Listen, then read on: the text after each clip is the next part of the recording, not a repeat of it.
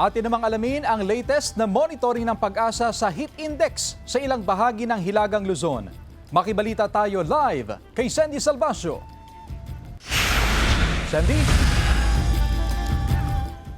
Chris, nandito ako ngayon sa Pag-asa Station ng Dagupan City kung saan nakausap natin ang kanilang Chief Meteorological Officer at nabanggit nga na as of 5 p.m. ay naranasan yung heat index dito sa Pangasinan na umabot sa tinatawag natin na 39. Mainit po yan mga kapuso. At kung matatandaan, nagsimula ang kanilang obserbasyon ng heat index nitong unang araw ng Marso. At dahil dyan, wala pang formal na deklarasyon ang DOST kung kailan magsisimula itong tinatawag natin na panahon ng tag-init. Gayon din sa transition period nito. Gayon man noong third week ng Pebrero ay pumasok na daw itong tinatawag natin na easterly wind flow. Ang easterlies mga kapuso ang dahilan kung bakit nararanasan natin ngayon yung mainit at maalinsangan na panahon. Dahil dyan asahan ang peak ng tag-init na mararanasan sa darating na buwan ng Abril. Payo ngayon sa ating mga kababayan, huwag pong makakalimutan na magdala ng panangga sa init. Katulad na lamang po ng payong at lagi rin pong magbaon ng tubig upang mapanatiling hydrated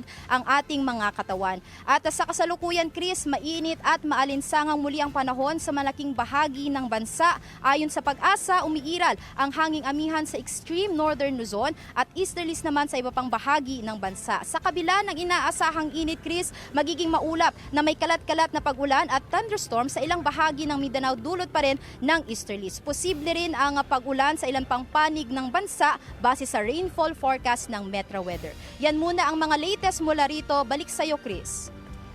Maraming salamat, Sandy Salvacio.